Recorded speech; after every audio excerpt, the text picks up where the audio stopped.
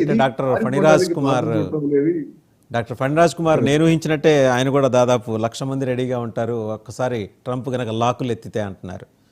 And భారతదేశం పేద దేశం కాదండి, ఖచ్చితంగా పేదవాళ్ళు ఉన్న దేశం అయితే ఉండొచ్చు కానీ పేద దేశం అయితే కాదు సార్. అంటే ఇండియాలో టాప్ 1% కానీ టాప్ 2% కానీ చూసుకుంటే ప్రపంచాన్ని మొత్తాన్ని కొనుక్కునే అంత అంత ఆస్తులు వాళ్ళ దగ్గర ఉన్నాయి సార్.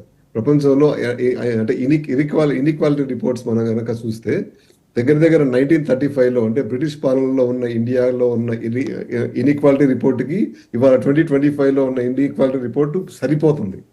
మధ్యలో ఇంత ఇన్ఈక్వల్గా ఎప్పుడూ లేదు. కాంగ్రెస్ పాలనలో కానీ ఎప్పుడు కానీ ఇంత ఇన్ఈక్వల్గా ఎప్పుడూ లేదు. మీకు ఆశ్చర్యపోయే విషయం ఏంటంటే ఇప్పుడు గుజరాత్లో రేపు నెక్స్ట్ ఎలక్షన్స్లో మోడీ గారికి కొంచెం కష్టంగా ఉంటే మోడీ గారు ఈ బ్యాంక్ లోన్ ప్రోగ్రామ్ని పెట్టినా పెట్టచ్చు. అంటే మన గుజరాత్లో వరకు మన వాళ్ళు ఎవరైనా అమెరికాకి వెళ్దాం అనుకుంటే నేనే బ్యాంక్ లోన్ ఇప్పిస్తాను, మన బ్యాంక్లో లోన్లు ఇస్తాయి మీకు, మీరు లోన్ తీసుకుని మీరు వెళ్ళిపోవచ్చు, తర్వాత కావాలంటే మీ ఆస్తులు అమ్ముకుని వెళ్ళిపోవచ్చు, ఆస్తులు అమ్ముకుపోతానికి కూడా మేము ఒక ప్రాపర్ దారి చూపిస్తాము, మేము రిపాట్రియేషన్ కూడా దారి చూపిస్తాము కూడా చెప్పచ్చు. మన పొలిటీషియన్స్కి ఇది ఇక్కడ ఫాలో అవుతున్నాము, ఇక్కడ ఫాలో కాకూడదు అనే ఒక పరిణామం ఏ లేదు. సో ఎక్కడికైనా ఫాలో అవుతారు సార్.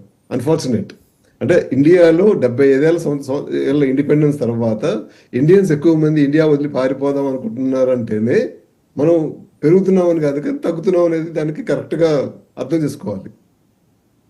మీరు అంటే నెక్స్ట్ టాపిక్ ఏదైనా చెప్పండి సార్. ఇదంటే ఈ పారిపోయే దాంట్లో మనం ఎలా చెప్పుకున్నా మనకి మనమే అయ్యో అనుకుంటామే తప్ప మార్పే ఉండదు. సో గిరిధర్ గారు మీరేమంటారు?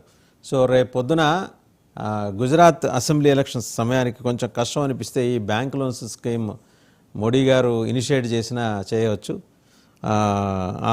అవకాశాలు ఉన్నాయి అనేది అభిప్రాయం, కిరణ్ తుమ్మల గారి అభిప్రాయం. అంటే ఒక గోల్డ్ కార్డు, అలాగే డాక్టర్ ఫణిరాజ్ కుమార్ అన్నారు కోకాపేటలో ఎకరం భూమి 100 కోట్లు, ఒక ఎకరం అమ్మితే ఇద్దరు వెళ్ళిపోవచ్చుగా, గోల్డ్ కార్డు వచ్చేస్తుందిగా. అంటే ఇలాంటి ఈ దృక్పథాన్ని చాలా నెమ్మదిగా ఇంజెక్ట్ చేసే ప్రయత్నం యుఎస్ చేస్తోంది. అంటే మనం భారతదేశం దట్టు హైదరాబాద్ గురించి మాట్లాడుకుంటున్నాం కాబట్టి మిగిలిన రాష్ట్రాలు కూడా మాట్లాడుకుంటాయి కదా. ఇలాగే వెళ్ళాలనే ఉబలాటము, ఉత్సుకత, ఉవ్విళ్ళూరుతూ విపరీతమైన కిక్కిరిసిన ఉత్సాహం ఉన్న వాళ్ళైతే అమ్మేసి వెళ్తారు కదా, ఆ పాసిబిలిటీని మనం అయితే డిస్మిస్ చేయలేం కదా సార్. బట్ అక్కడికి వెళ్ళి స్వేచ్ఛ కోరుకుంటున్నామా, విశృంఖలత్వం కోరుకుంటున్నామా మనం?